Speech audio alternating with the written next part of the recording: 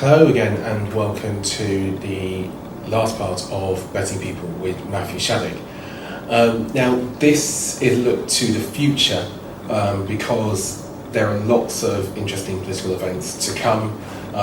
We're recording this on the week of Lib Dem conference going into Labour conference. You might be watching it by the time that started, and then of course the Tories soon after, and there appears to be lots of things down the road for political parties to keep an eye on. So are there any trends that political bettors should be looking out for over the next year and a half, let's say? I can't think of any sort of definitive trends that are going to drive lots of different elections. I mean, we're probably going to have quite a good month potentially for the left in various elections because the Democrats managed to hold on to the governorship in California.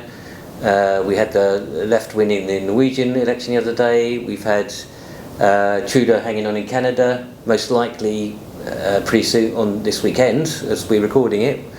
It looks like the Social Democrats are going to probably emerge as the largest party in Germany.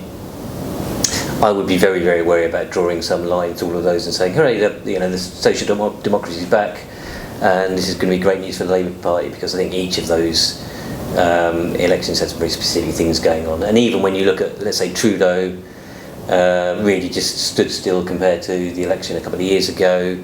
Yeah, maybe the Social Democrats in Germany will end up being government, having the Chancellor being in government, but at really quite historically low levels of support based on the polls at the moment. They'll probably win with 25 or 26% of the vote. Rather than looking for trends, I try and avoid trends most of the time, and I think if you don't get too carried away by this month's set of elections.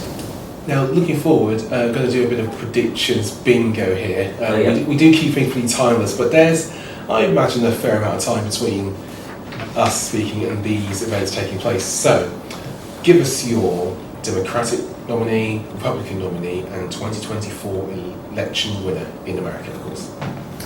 Well, from a betting point of view, it's indisputable to me that Biden is underrated as just his chances of being the nominee.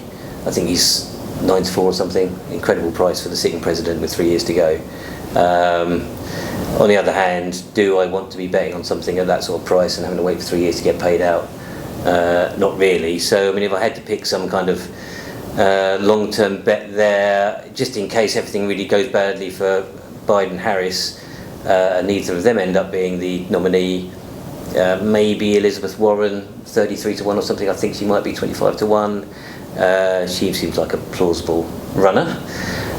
On the Republican side, I have actually had quite a few bets. Again, I mean, you could argue that Trump is still too big a price. If you compare his price here to some platforms in cyberspace in the US, he's much cheaper over there.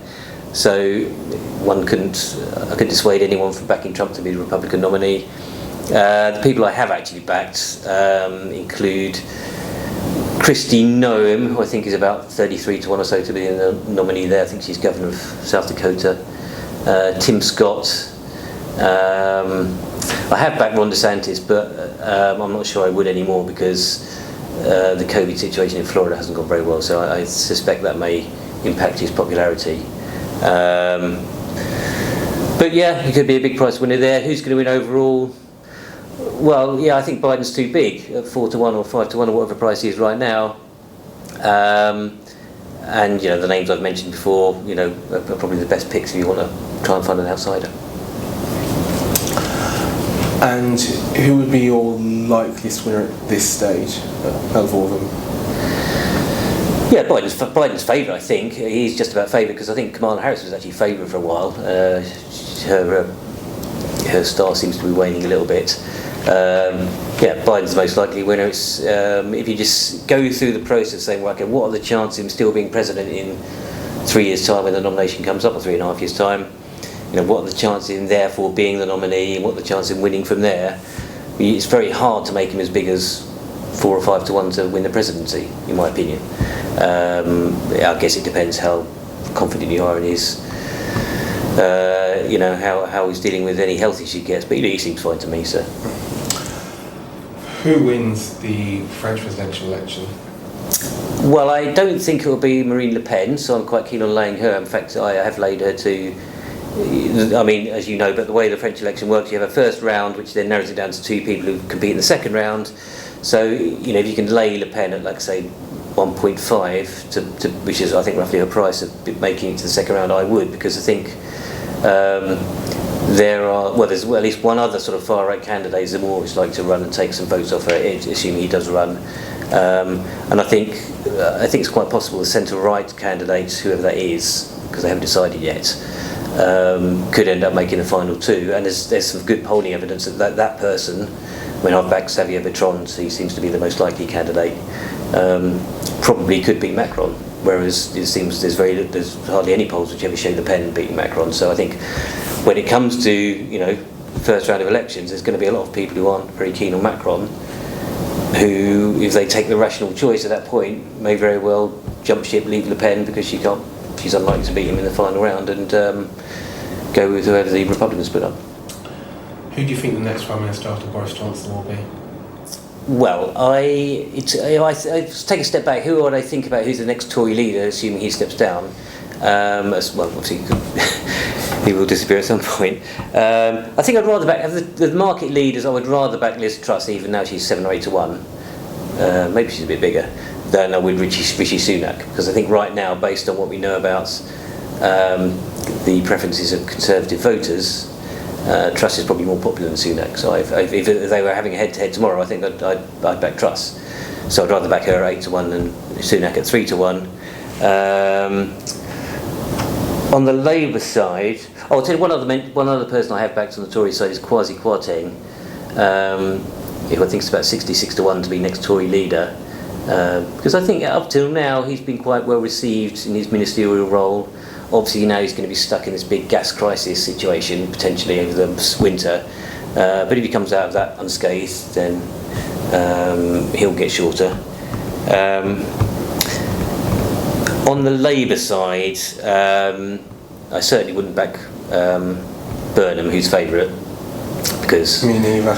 Yeah, I mean, just logistically, he's got to become an MP first, being Mayor of Manchester, so that timing's got to work out perfectly for him. He's got to find a seat, etc., etc.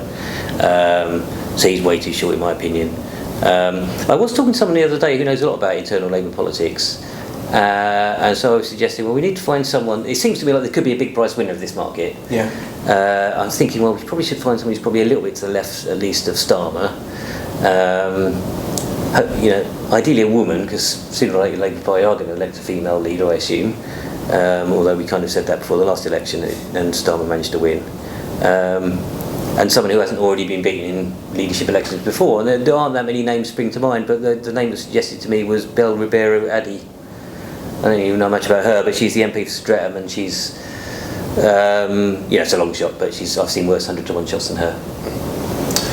And I was going to say give us an MP to look out for, but we've heard from plenty there. Are there any names that you think in the future will be interesting as sort of long shots for leadership that we aren't necessarily talking about now? Belle Ribeiro Addy accepted. Yeah, Bridget Phillipson, I think is quite impressive. I backed her to be next Labour leader. I think there was a rumour that she was going to be made shadow chancellor at the last reshuffle that Starmer had. She didn't, but I backed her and I hope that she would.